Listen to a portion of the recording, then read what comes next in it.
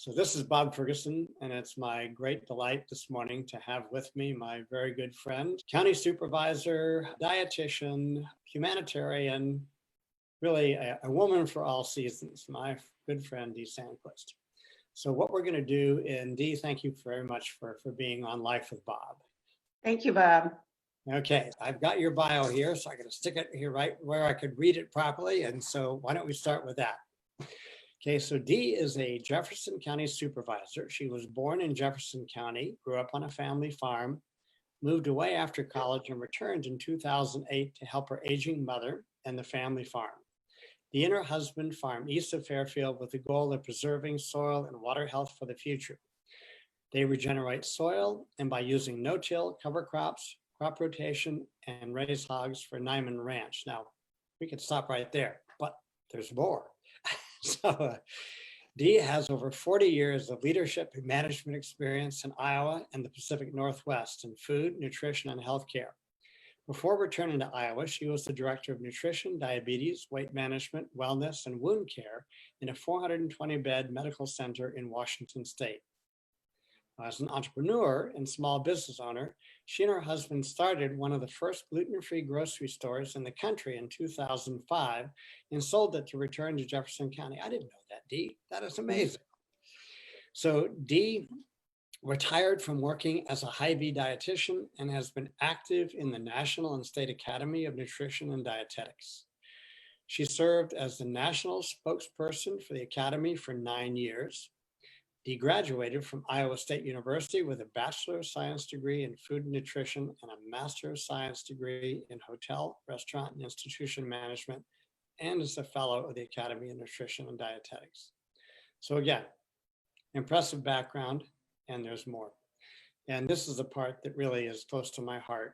Dee has served in so many capacities for our community and done such amazing work in areas that maybe other people didn't pay as much attention to, but are absolutely critical and serving the most vulnerable part of our population. So she works to help alleviate hunger and food insecurity. She is a founding board member, 2014, of Carry On Bags, and we'll talk about that later, what that exactly is, which provides supplemental food for school children, and founded the Hunger Dialogue in 2016, which is a diverse group of people, some of whom from our organization, who work together to help people who are food insecure. This past year, she was the catalyst for the local community partners in planning a Bridges Out of Poverty seminar where over 420 people attended. In her hobby time, Dee is an ambassador for the Women, Food, and Agriculture Network and educates landowners about working with their tenants, about using cover crops, no-till, and crop rotation.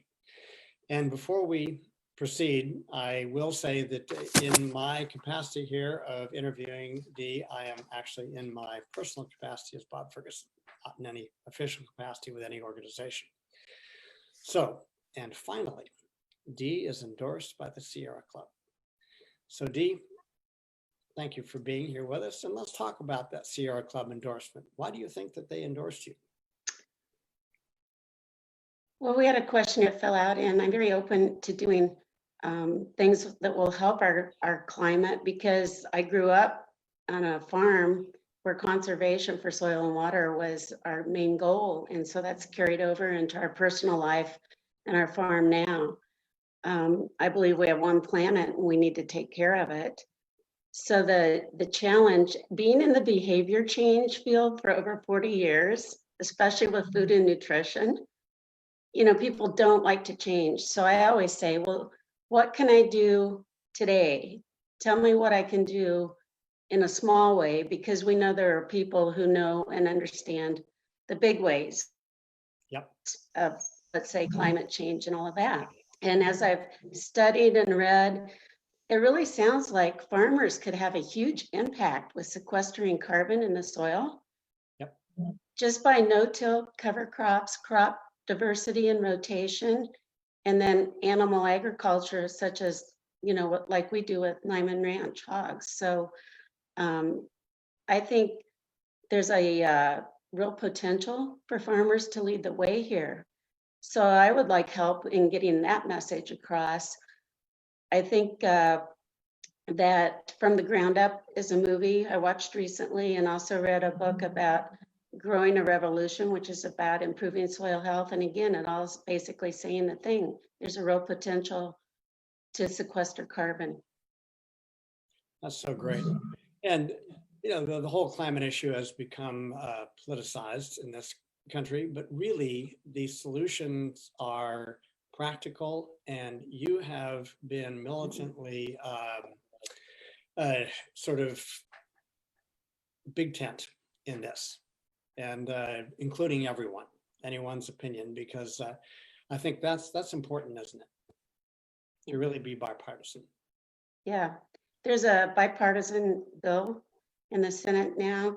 I believe it's called the Growing Climate Solutions Act 2020, and that would actually pay farmers for sequestering carbon. So that gives them some incentive to do the cover crops, no-till, and all those things we've talked about. So again, it's bipartisan and has some real potential.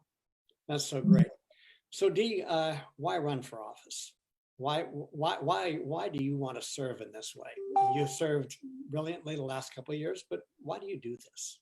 Well, I want to continue a lot of the work that I've started and working with others in the community. My background is very diverse.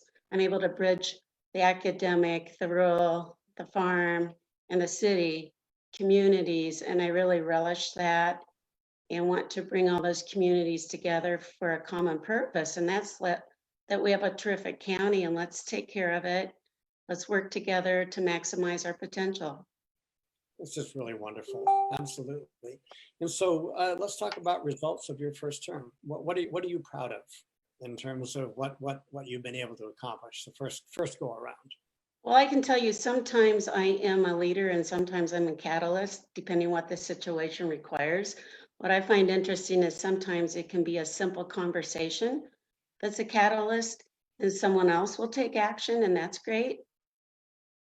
So specifically, I'm known as a supervisor who asks, what's the result for spending that money? What's the outcome? How are we measuring it? I guess that's a holdover from my healthcare background, but it's important to know results with the money you're spending. So I participate on over 12 committees, and I work with 25 other county supervisors throughout the area, and I'm able to maintain composure under stressful situations. So let's talk mental health. Great. Because Yes. that's one specific where a lot of good work is taking place. And the challenge we have, and the governance board hears this from me all the time, is we need to do a better job of getting the word out and letting people know about the services. You know, the people that are in the trenches and doing the work know about it, but we need to let the public know about it. So we currently have some great resources, such as there's 24/7 crisis assessment at the local hospital. Optime locally is where we go and contract with through the region for services. And so when in doubt, call Optime or call Sandy Stever at the courthouse if you're in help. I can tell you, it's kind of like playing a football game where the goalposts move all the time. Yeah. The past 3 out of the 4 years, the legislature changed the law. And so they didn't change it this past year because they did very often. And so it's always a challenge to keep up with that, especially with little funding. So that comes, you know, with an extra challenge. So the good news is we have more preventative services that are more cost effective and less of the going straight to the acute setting in a hospital, which requires many times traveling across the state. So that has saved money. Some of the other results would be childcare. I've been a member on that since it started here about 2.5, 3 years ago. I'm on the Early Childhood Iowa Board, and we approved some funding to provide independent study here that showed that we needed over 500 spaces for childcare in Jefferson County. Wow. Yeah. So that has happened. 100 spaces were created this last 2 years, and that supports existing centers and new in-home ones. And then there's a new 185 center being planned for 185 children. It's also a problem for 70% of the employers and 60% of parents. So we know we talk about economic development, but childcare is part of that because parents need a place for their children to be. Well, you know, Dee, we've had quite a few conversations in the past about systems thinking. And I think particularly in the political arena, things tend to get pulled apart and into pieces and looked at and made judgments about. But really, when you get down to the local level, I think I love about local politics is it's not about ideas that aren't connected with life. Every single thing you're going to be talking about is connected to our real lives, things that really make a difference in people. And one of the things that I personally appreciate most about you is your calm capacity to think of everything together as a whole system. How one thing loops in with another and another and another, as you said, without dealing with all these issues. We can't really have good quality of life. We can't have a good economy. Everything is connected, right? That's right. And that includes affordable workforce housing because, again, for us to have enough employees for the employers, we need people who are able to have a place to live here that they can afford childcare.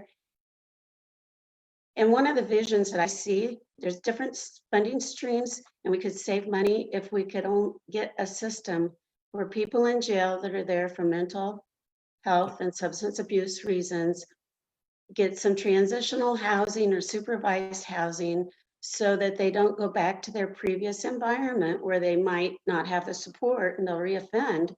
So let's help them get those skills so that they'll be able to be employable. You know, that's so important. I had a friend, an associate years ago who ran a halfway house in St. Charles, Louisiana. And he would use government programs to have the inmates come in and the employers had to pay very little. And so the employers were willing to take a risk. And he had very, very specific rules about, you know, you had to go between the lines or you were out of the program. But people got a sense of dignity, they got a sense of purpose. And I think, as I recall him telling me, the recidivism rate, people coming back to prison was 90% in general out of his program, 4%. And all of this, whether it's childcare, workforce, goes to support economic development, which is what we're really talking about. Absolutely. You know, gone are the days where it's just, oh, sure, we'd like to have a business come to town, but we have to have people here that can work. Right. And so it all goes together and works together. Yeah. An environment where we've also created an environment, I know that you foster an entrepreneurial environment. It's not just a matter, in fact, it's not primarily a matter of trying to get a big company to come in and put a plant here or all the money goes away. It's taking care of the businesses we have here. Exactly. We've become so good at that. And then maybe we can talk about that a little bit more about how we foster our own entrepreneurs. So we build our own businesses that we've been so successful at over the years, from the last 100 or more years, with Loud Machinery and to today, and all the other wonderful businesses we have here. So let's talk infrastructure. How about roads and bridges and a little road trivia? You know, let's get down to it, right? Yeah, road trivia. Okay, there's 756 miles of county roads. There's 150 bridges, 513 miles of gravel. Now, some of this has changed just a little because we did do some 15 miles of paving this year, but there's 11 miles of seal coat and 130 miles of concrete and asphalt. And then we have 99 miles of dirt roads. So roads are very important and one of the primary things that counties do. And I can tell you, it was time we bonded to pave 15 miles of roads. Bonding is a last resort, but these roads were totally getting unsafe and it was time. So we were able to save money by bundling all these roads at one time. So this summer, if you were out driving, and you might have had a minor convenience Well, in that that's okay. We were all for it. Right? there was a lot of paving going. However, it's done and it's turned out quite nicely. And then we also have a process, we're doing a pilot on Nutmeg Avenue called base stabilization. And what this does is it will decrease the dust and it'll increase the life of the gravel. So what we found by using the pilot is if we had the right equipment, it would have turned out better than it did, even though it shows promise the way it is. So we're budgeting last year for one piece, and then it takes another one, which will be available next year in our budget. And then we'll be able to actually apply that to some of the gravel in the county. So we're looking forward to that process. That's great. And thinking about infrastructure and equipment in terms of lifetime cost rather than just the initial cost. Right. There is a tendency to, well, we'll just do things as they break. Well, everything continues to break. And Yeah. as Well, opposed and to fixing things in a way that they tend not to break, right? that's right. So as you bring that up, the courthouse, as you've noticed, currently it's undergoing some tuck pointing. We have a beautiful building that we need to preserve. And it's much cheaper to take care of this building than to try to build a new one. So oh yeah, we do need to take care of it. It was getting some leaks in it, so we really did need to tuck point. We do have a problem currently with bats. And so there's some little holes. So part of this is going to be plugging those holes so that we can get rid of the bats.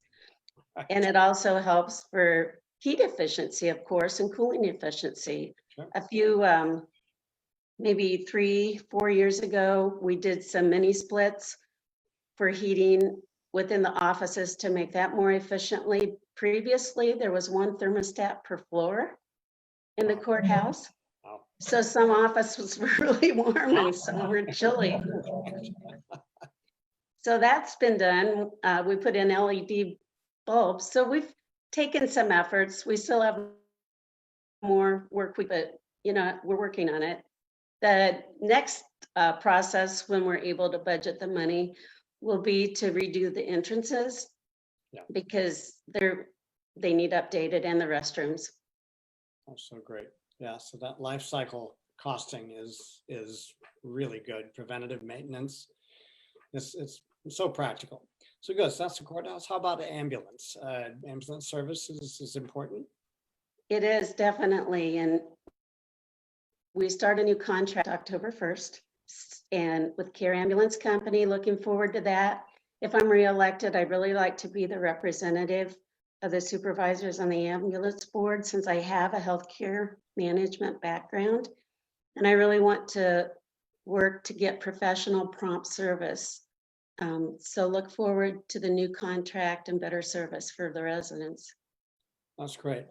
So how about budget in general? Because there's always a tension between building infrastructure that of course we have to pay for, and that's tax-based and all that, and watching out for, particularly for vulnerable people on fixed income.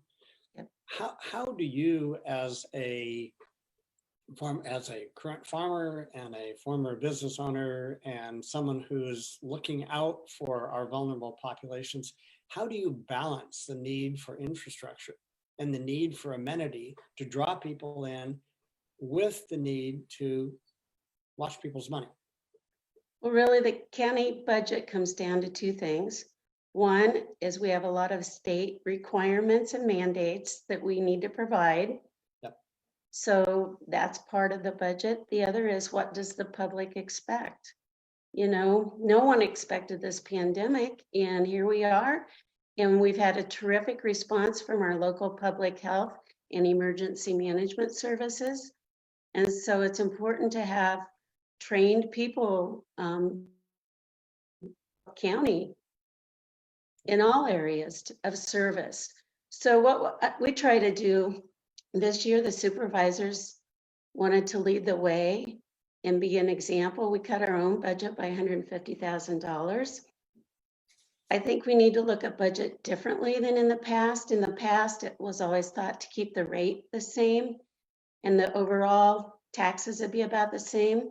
There's been a couple changes with that. One is that the state said, oh, Jefferson County, your property values are too low. We're mandating that you raise them. So the assessor has gone through over the past several years, according to the state's formula, and reevaluated the value of the properties. Well, some went up and some went down.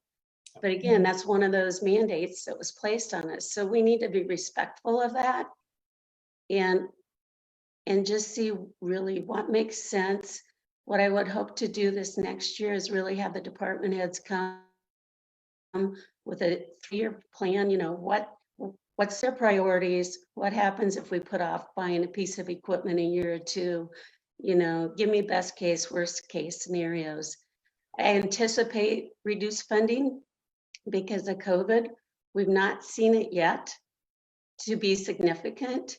However, we do know road use tax is down, and that's going to be down in the future because we're going to have more electric vehicles and more hybrids on the road. So we need to change that. I've actually talked to some Congress people about that. It's like, we really need to look at that road use tax system because it's not as relevant anymore. No, I mean, if in 2035, as California goes, typically about 10 years later, the rest of the country goes. So they have basically banned anything but electric vehicles after 2035. And so it doesn't take a lot of perception to be able to see that's where things are going, because things go to the least cost, and those are will over time be least cost. So yeah, thinking through those things that are not yet on us, but will be upon us, that's part of your job, isn't it? Yeah, and one of the things I'd like to do if I'm reelected is have a meeting with all the taxing entities in our county, because when you get your tax bill, it's the schools, it's the hospital, it's Jefferson County, it's whatever, Indian Hills.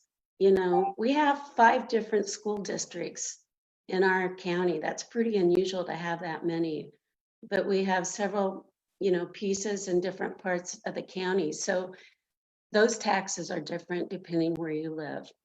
So that we all come together, and with the small towns, so we know what people plan to do. Because if one entity plans to make a major investment that would mean increased taxes, we need to at least be aware of what's going on. That's great.